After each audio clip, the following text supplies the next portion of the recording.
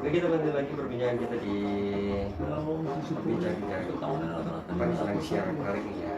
Membahas tentang ruang remaja, gendong tas dulu baru gendong anak ya. Kita masih ada Mas Arjana dan juga Gus Abdul Rahim ya akan memberikan sebelum kita lanjut lagi pertanyaan belakang ini ya. Belum dibuka nih Pak. Karena ingin ketemu Gus Abdul sama Bu Asar ya. Diksi Targa, selamat pagi, halo. Selamat pagi. Dengan Bapak siapa? Oh, Pak Pening lagi ya. Pak Pening, Pak Pening. Ya. Siap. Wah, ini nggak bakalan jelek katanya. Nggak boleh Pak Pening. Pak Pening gitu ya. Ada yang mau disampaikan Pak Pening? Ya. Ada yang mau disampaikan? Jadi penyadaran ini subjek yang dirasakan subjek yang didominasi kan dia sadar, paham dan sehingga dengan kesadaran berkomunikasi itu mereka tidak dipaksa dan satu dengan ini saya begini lebih muda atau mungkin beberapa kesehatan dan sebagainya. Ini untuk seandainya materi ini menurutnya ini diberikan resmi di sekolahan. Ini kira-kira baik dari aspek psikologis,nya aspek sosial lingkungan dan sebagainya, apakah layak enggak itu dibebankan pada PDAD saja. Ini kosong pendapat ya. Ini karena sebenarnya ini masalah ini mungkin bisa disebut termasuk masalah tadi. Dan hindari rasa takut, hindari naik kendaraan yang ini dari sekolah pun langsung ya. Jadi juga kesadaran mereka tuh mungkin kita dengar tidak hanya teori itu jadi pemain badminton cuma aku ya mau bisa badminton maksud saya mungkin simulasi bagaimana saatnya keluarga itu bangga sebenarnya sebagai anak karena apapun terjadi ya bagaimana seandainya bapak ini nggak akan ini dapat dengan dialog kita kan di otak dan mereka dapat itu mungkin bisa dengan ketika informasi produk dengan apa mampu untuk apa kita lakukan. Ini saya mau pendapat saja. Kemudian dialog seperti ini benar-benar membangun masyarakat dan sudah ini benar-benar mereka juga aktif lah ikut. Jadi kalau parameter keberhasilan acara ini perkembangan masyarakat. Iya Pak ya. Ya itu saya berharap itu juga betul. Ini tapi faktornya paham gitu loh. Misalnya maaf ya Pak, ini sudah sumber kalau tidak betul. Terima kasih Pak Ternon untuk Pak Pening. Nah, ini dari Pak Pening nih Mbak Asar. Tapi kalau tadi udah disinggung ya Bu ya tentang informasi bagi remaja khususnya di sekolah. Tadi ada SSK ya Bu ya? Ya, ada PIK remaja. Nah, mungkin bisa lebih dijelaskan nih Pak Gus Abdur sama Bu Asar nih ya. Kalau tadi ngomongin tentang pernikahan dini ya, ini menjadi persiapan remaja, jangan sampai hal ini terjadi pada remaja. Kalau remaja itu sudah siap berprestasi, itu tentunya akan terhindar dari pernikahan dini. Walaupun kita juga ada kita jumpai ya di Gunung Kidul nih pernikahan dini. Nah, prinsipnya ini Mas Abi, jadi saya juga tadi sepakat dengan poin Pak Pening. Jadi itu bukan hanya tugasnya BKKBN, bukan hanya tugas penyuluh KB, tapi memang lintas sektor begitu, dengan banyak lini, banyak sektor, terutama di Kapanewon, dengan misalnya KUA juga nih, mereka juga kan punya program bimbingan remaja di sekolah atau ke sekolah-sekolah begitu. Ada posyandu remaja juga, kita punya PIK remaja, terus ada tadi SSK. Kayak kemarin misalnya Mas Abi dan mungkin juga beberapa sudah pirsa. Kemarin kan Bupati juga meluncing inovasi akrab remaja begitu. Itu kan di Semin ya. Terima kasih pada Bu Lili, Bu Ante dan kawan-kawan yang kemudian sudah menginisiasi untuk inovasi akrab remaja ini. Intinya itu juga di situ memang kerjasama antar instansi. Jadi di situ ada dari penyuluh agama Islam ya di KUA. Ada juga nanti ada puskesmas, posyandu remajanya begitu, ada juga dari teman-teman penyuluh KB dengan program PIK remajanya. Intinya bagaimana bareng-bareng memberi wadah bagi remaja untuk mendapatkan edukasi, mendapatkan bimbingan, arahan agar mereka betul-betul punya ilmu terkait dengan PKPR bahasa ya, persiapan kehidupan berumah tangga bagi remaja. Jadi ya tadi sejalan dengan misi kita hari ini untuk mengkampanyekan bahwa remaja itu jangan kepikiran nikah dulu lah, begitu kan. Harus siapkan dulu fisiknya, siapkan dulu mentalnya, psikisnya, dan lebih penting lagi rampungkan dulu sekolahnya, begitu. Oh iya. Itu jadi wajib pokok gitu ya. Syukur bisa sampai bisa kuliah juga, atau andaikan tidak bisa kuliah karena faktor apalah begitu, ya minimal setelah SMA jangan langsung nikah juga, tunggulah sampai 21 tahun gitu. Jadi poin tadi saya sepakat, ini butuh kerjasama dari harus ada kolaborasi, kolaborasi dengan satu dua pihak, tapi banyak sekali yang terlibat di situ. Ya Bu Asra, ya mungkin Bu Asra mau menambahkan. Termasuk juga, terima kasih kepada Pak Uning ya, termasuk juga mungkin tokoh-tokoh masyarakat seperti Pak Uning ini yang kemudian memiliki concern ya, perhatian ya pada berbagai permasalahan, termasuk juga permasalahan pernikahan dini ini juga bisa menjadi salah satu ujung tombak di lapangan ya untuk bersama-sama bersinergi. Terima kasih juga masukannya. Saya pribadi sepakat ya, kalau misalnya di kepolisian tuh misalnya ada turun ke sekolah gitu ya untuk kemudian langsung mengedukasikan tentang tertib di jalan raya. Nah, jadi kita di lingkungan dinas pun bisa masuk ya ke kalangan remaja di sekolah maupun organisasi remaja yang lain untuk juga bersama dengan remaja itu sendiri ya mengedukasikan secara lebih mendalam ya, secara lebih mungkin contoh-contoh implementatifnya juga tentang pencegahan pernikahan dini ini. Ya sekali lagi matur nuwun Pak Wening ya. Oke, terima kasih Pak Wening ya. Jadi memang kita sepakat nih ya, apalagi terkait dengan hal edukasi, sosialisasi itu menjadi penting sekali dan juga benar ya Bu Sabri ya, butuh kolaborasi semuanya. Iya betul. Oke deh, melanjut lagi nih Revolusi Naga perbincangan kita. Nah terkait dengan ini nih Bu Asar dan Bu Sabri terkait dengan masalah pernikahan ini banyak alasan gini ya. Faktor-faktor apa sih yang menyebabkan pernikahan ini terjadi pada remaja? Mungkin Bu Sabri mau silakan Gus. Kalau kita cermati ya fenomenanya di masyarakat banyak sekali. Ya, kadang korban juga Mas Abi. Tapi mungkin nanti mungkin bisa ditambahkan juga bahasa saya mungkin bisa sedikit menyampaikan. Pertama mungkin alasan kultural, alasan budaya begitu kan. Jadi budaya yang berkembang di masyarakat tertentu kadang-kadang memang membolehkan begitu, mungkin malah dianggap itu suatu hal yang lumrah saja begitu kan. Jadi nanti misalnya ada kesan di masyarakat, misalnya kalau umur segini belum nikah dikira tidak laku begitu kan. Itu kan harus diubah seperti itu begitu kan. Seperti itu ya.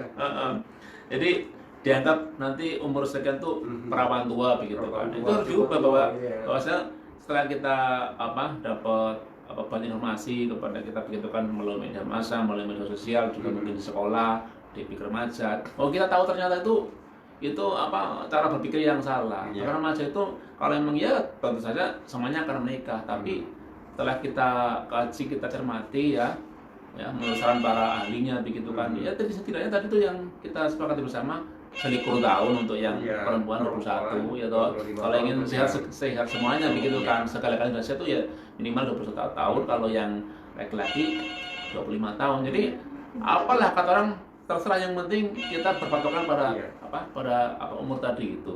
Nah, ini mungkin butuh keteladanan. Makanya kan kita punya kader-kader tadi akan memberitakan kepada teman-temannya ya, kepada mungkin ibu-ibu kader di masyarakat punya anak juga memberitakan kepada masyarakatnya begitu. Katanya ingin gabung kita. Moga dulu ya, Gus. Yang senangnya selamat pagi jelang siang halo.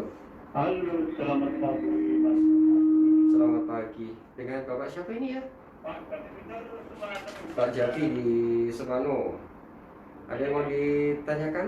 Kayak ini masalah anak yang mau nikah itu Pak, dari pemerintah, perempuannya ceweknya 20 tahun dan kalau memulai lakinya kan 25 tahun gitu ya? Ya. 21 dan 25 Pak. 21 untuk yang perempuan, ya laki-laki minimal 25. Itu anjuran ya dari pemerintah harusnya seperti itu.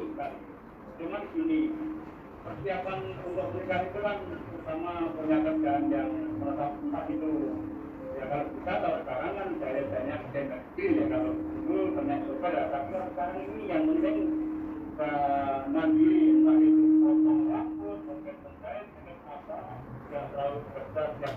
Gimana? Aku selalu bilang itu. Jadi nantinya sebenarnya nggak merepotkan orang tua. Udah jadi mantan, udah orang tua. Masih itu ya minta sama orang tua. Ya sejaga ya gitu. Iya. Harus siap mandiri bekerja. Betul. Soalnya kalau mau cari yang enak itu harus segera join masuk dulu. Berakit-rakit. Iya. Banyak paling tidak kan punya usaha yang tetap. Ya gitu aja, nanti kalau kurang berkenan dari Pak Jati terus membahas dan mohon maaf dan Oh, saya sangat setuju Pak dengan Terima kasih usul sama idenya Pak begitu. Jati ya di Semano ya. Nah ini kalau Pak Jati Itu gimana bahasa? Ini malah punya usia harusnya itu ya bukan sekedar usaha tapi juga dia udah punya modal. Ya, Nah, salah nyari satu- nafasnya gimana Ya. begitu. Salah satu bagian dari kesiapan itu kan kesiapan finansial. Betul. Jadi siap bertanggung jawab untuk ngopeni gitu ya. Kalau Hmm. apalagi kalau yang laki-laki ya, menafkahi istri dan nanti mungkin anak ya. Nah ini juga yang sebetulnya kita siapkan di salah satu kurikulum di PIKR itu kan Itu ada aja, tentang kewirausahaan, Hmm. entrepreneurship ya. Jadi meningkatkan termasuk juga life skill Iya. ya. Jadi Iya. jangan menunggu kemudian harus mendekati 21 baru kemudian mikir bisa Oh, nyari uang kan kayak gitu iya. ya. Jadi jiwa wirausaha, jiwa kemandirian finansial itu semestinya memang sudah diedukasikan sejak dari dini ya. Termasuk juga kalau di kaitannya penyiapan kehidupan berkeluarga itu semakin dimasifkan ketika remaja itu sudah berada di usia-usia mendekati usia-usia pernikahan. Iya. Paling tidak minimal 21 dan 25. Iya. Tadi kan Tapi alhamdulillah dibagi Mas Abilan juga. Tadi Pak siapa? Pak Jati. Mas Asyid. Tadi kan saya bicara 21 sama 25 itu kan dari aspek umurnya Betul, ya iya. terkait dengan kematangan Mhm. biologisnya tadi itu. Tapi Iya. kalau dari aspek tadi persiapan finansialnya juga memang betul tadi. Mhm. Juga dia harus punya kemampuan untuk punya skill untuk Iya, bagaimana iya. dia mencari nafkah untuk keluarganya begitu. Jadi memang ada beberapa aspek yang semuanya saling melengkapi Iya, begitu. betul. Saling melengkapi, saling menunjang. Ah, gitu ya. jadi bukan berarti lantas wah iki urung selikur tanpa iso kerja kayak nikah ya enggak juga. Jadi memang Betul. semuanya terpenuhi Iya. begitu kan. Jadi walaupun udah bisa kerja, udah cari nafkah setelah SMA begitu katakanlah ya tetap nunggu 25 tahun kalau Iya. bisa begitu Betul, laki-laki. gitu ya. Iya. Ya, jadi idealnya 21 tahun perempuan. Karena kan ya kita kan 25 normatifnya kalau di laki-laki. sini budayanya kan biasanya yang menjadi tulang punggung nyari nafkah itu Mhm. laki-lakinya Laki, ya. begitu kan. Jadi katalah habis SMA udah punya kerjaan, ya nggak apa-apa nunggu sampai 25 tahun. Syukur dia mungkin bisa kuliah dulu begitu kan, ditambah 5 tahun kamu masih umur 23, masih ada kesempatan untuk menunggu sampai umurnya ideal begitu. Jadi semuanya saling melengkapi dan semuanya terpenuhi juga syarat-syarat tadi itu begitu. Yang jelas dalam pernikahan itu kematangan itu yang penting. Betul, Iya, ada ada kematangan semua. biologisnya, kematangan mentalnya begitu. Nah, kalau bicara umur 21 kan kita bicara kematangan biologisnya untuk Betul, iya. tadi disampaikan Mas Ar, sudah siap belum untuk berhubungan badan, untuk nanti bersalin, untuk nanti melahirkan ya atau untuk nanti dia menjadi ibu yang mengasuh anak-anaknya, itu kan penting sekali seperti itu untuk Oke. agar anaknya tidak nanti stunting begitu. Jadi menjadi salah satu bagian dari faktor kendalanya juga ya Bu Asar ya. Nah selain juga tadi disampaikan Bu Sabur pertama tadi adalah alasan kultur. Yang betul yang alasan ekonomisnya ekonomi juga gitu ya. betul. Nah mungkin ada alasan-alasan lain ya faktor-faktor selain dua faktor tadi nih. Mungkin bisa ditambahkan Gus. Ya tadi kalau alasan ekonomi tadi ya malah kadang-kadang ada pikiran dari sebagian orang tua, nek anaknya gak nikah malah aku dan lepas tidak usah mandiri tidak gitu usah. ya. Itu kan juga salah seperti itu. Iya. Ya lepas tapi ya tunggu nanti kalau sudah benar-benar secara siap untuk nikah, siap untuk Iya. dilepas begitu kan. Jangan lepas karena dia sudah nggak mau ngopeni begitu. Itulah pentingnya di sini perencanaan keluarga begitu. Kalau orang tua dulu ngomongin anakku sementas siji. Iya.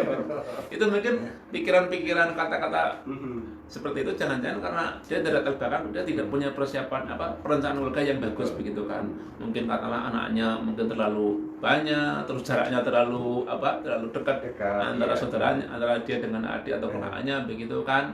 Terus dia mungkin secara ekonomi juga sudah usia tua, tidak produktif lagi tapi malah tambah anak lagi gitu. Mungkin pikirannya di semacam itu. Iya. Itu kan makanya di sini pentingnya kita semuanya bukan dari faktor hanya si anak. Orang tua pun ketika sudah jadi orang tua kita harus punya perencanaan keluarga yang bagus. Kapan kita akan mulai punya anak, jarak anaknya berapa, jumlah anak berapa dan sebagainya. Dan terakhir juga nanti kita akan mengakhiri kehamilan pada usia berapa, itu penting sekali direncanakan betul. Itu yang kemudian sering kita kampanyekan kepada masyarakat gitu. Jadi Bu Asar bisa menambahkan mungkin? Jadi selain juga faktor itu ya, selain faktor ekonomi, selain tadi ya dikatakan yang sudah disampaikan Gus Dur ya, kultural. Apa ya?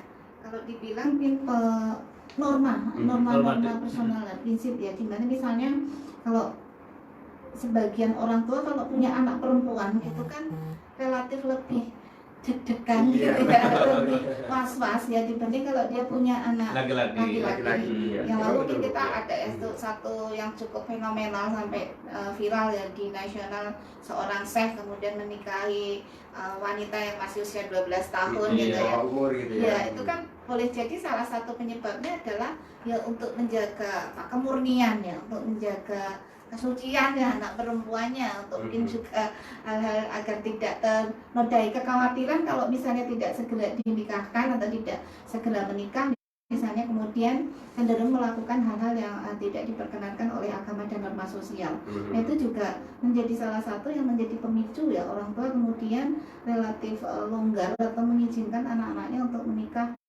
usia dini ya, di bawah tadi 21 tahun ya, dengan asumsi bahwa ya wes ben anakku lebih kejogo, biar anakku lebih bersih, biar tidak neko-neko dan sebagainya.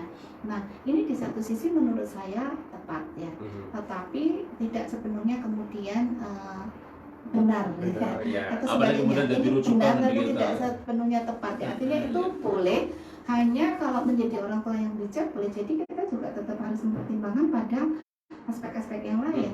Oke, dia misalnya kejaga gitu ya, tetapi ketika kemudian setelah menikah kehidupan keluarganya ambiar misalnya, karena misalnya kesehatannya tidak terjaga, melakukan peran reproduksi lebih dini, belum siap secara finansial, belum siap secara psikis momong anak misalnya. Nah, itu kan efek rentetan jangka panjangnya ya, ini juga perlu diperhatikan ya. Kemudian selain itu juga ada faktor menjaga nama baik keluarga gitu lah, kalau istilahnya ya. Jadi rata-rata kalau misalnya sudah terlanjur gitu ya. Nah, tadi itu yang kasus ya, sudah terlanjur kasus gitu KTB ya. KTB karena tidak diinginkan itu kan keluarga bersegera untuk menikahkan. Nah, ini kan menjadi tadi pernikahan dini ya. Suka atau tidak suka kan masuk ke sana.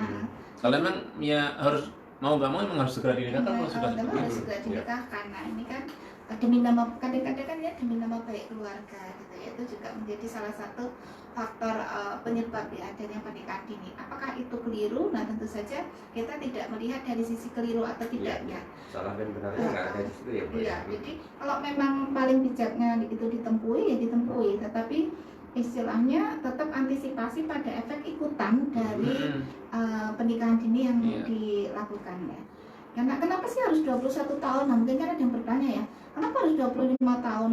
Karena saya pernah baca ya di tahun 2017 Imade Kertanegara yang sekarang salah satunya menjadi direktur di lini lapangan BKKBN ya, dan Bu Umi di PSAK UGM yang pernah juga datang ke radio ini itu kan pernah melakukan penelitian gitu ya, penelitian terkait dengan hal ini. Nah, salah satunya kenapa kemudian 21 tahun itu karena memang di masa 21 tahun itu bukan hanya pada biologisnya atau kesehatan alat-alat reproduksi tadi ya, tetapi juga pada aspek kematangan sosial, mental, kedewasaan itu juga kondisi yang sudah mulai matang.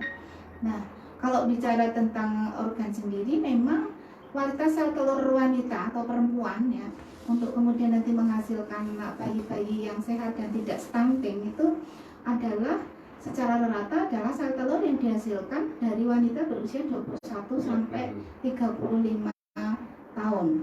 Nah, kalau laki-laki kenapa harus 25? Kan kalau laki-laki kalau kita bicara reproduksi ya bisa menghasilkan sperma bahkan sampai kakek-kakek gitu ya. Nah, tapi ternyata juga dari penelitian di usia 25-an ya sampai juga umur 35-an, 40 itu kualitas spermanya terbagus gitu loh. Sehingga ketika kita menetapkan ini bukan keharusan ya, tetapi ini anjuran edukasi ya. Jadi promosi programnya 21 dan 25 itu sudah dengan pertimbangan bahwa inilah fase terbaik untuk membentuk generasi terbaik ya. Jadi ada di sisi kesiapan itu tadi, kualitas sperma, kualitas sel telur, dan kesiapan fisik, psikis itu ya. Finansial ya, kira-kira kan umur segitu kan ya sudah bisa, sudah tidak minta dari orang tuanya lah begitu. Laki-laki umur 25 begitu kan, bayangan kita kan kurang lebih seperti itu. Dia sudah punya kemandirian dalam hal finansial. Paling tidak dia sudah punya skill untuk cari uang sendiri begitu, untuk beli popok susu untuk anak-anaknya begitu.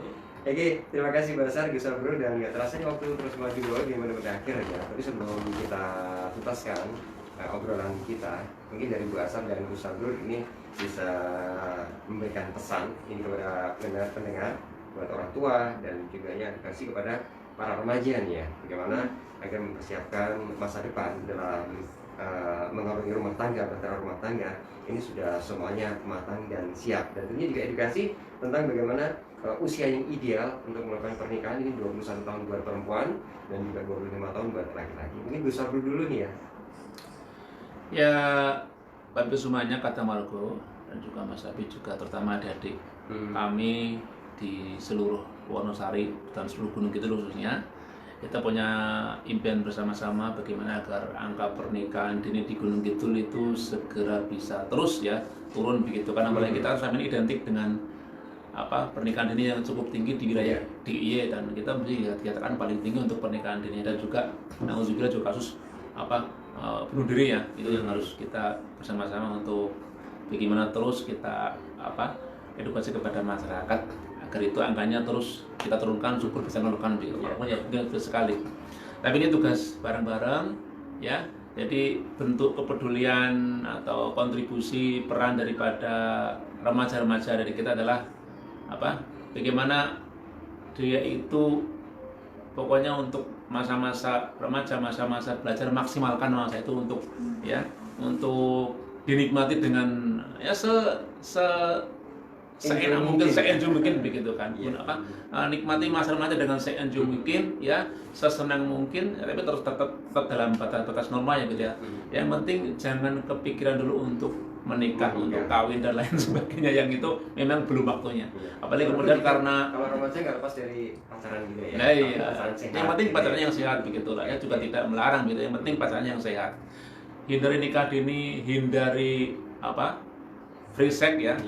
Seks belum nikah, hindari narkoba agar ke depan nanti organ kalian lebih sehat ya, atau lebih siap, lebih matang nanti ketika sudah waktunya untuk menikah, untuk berhubungan badan, untuk nanti punya hamil, punya anak, betul-betul siap segala-galanya.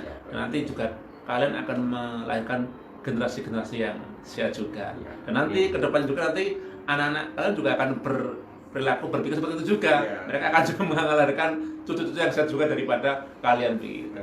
Itu mungkin pesan saya untuk semuanya saja, tidak terbatas untuk orang tua, untuk remaja, tapi semuanya saja yang akan ikut berperan dalam kampanye untuk pendewasaan usia perkawinan ini. Gitu. Terima kasih Gus Abdul. Dan juga Bu Asar nih pesannya untuk para remaja. Untuk para remaja ya, untuk para remaja, optimalkan ya waktu gendong tas ini sebaik-baiknya. Ya, jadi raih prestasi ya seoptimal mungkin ya, kemudian isi perbekalanmu ya dengan menguatkan wawasan, skill, keterampilan ya, kematangan personal ya, mumpung masih di fase gendong tas ya. Untuk para orang tua kayak saya juga, kan anak saya juga remaja, mari kita saling menguatkan dan mengingatkan untuk memfasilitasi ya, karena tugas kita sebagai orang tua adalah memfasilitasi ya, agar anak kita memang bertumbuh dan berkembang menjadi remaja yang berkualitas di fase gendong tasnya ini dan memasuki usia pernikahan dengan kesiapan yang paripurna. Begitu Mas Abi. Oke, terima kasih Bu Asar, Gus Abdul untuk kehadirannya di studio berbincang tentang tema yang menarik, gendong tas dulu baru gendong anak. Semoga bermanfaat nih ya dengan informasi-informasi yang disampaikan, dan jangan kemana-mana ya. Setelah ini masih ada program acara yang tentunya akan menemani kita bersinar ya. Terima kasih Gus. Ya, sama-sama. Terima kasih. Terima kasih. Selamat siang. Assalamualaikum warahmatullahi wabarakatuh. Waalaikumsalam warahmatullahi wabarakatuh. Juga terima kasih pada teman-teman yang sudah gabung di live Facebook. Nanti kita ketemu lagi 2 minggu yang akan datang. Sudah bulan puasa ya bahasanya, nanti sudah bulan puasa. Nanti dengan puasa sama Bu Umi, insya Allah untuk 2 minggu ke depan. Sementara dulu, berencana itu keren.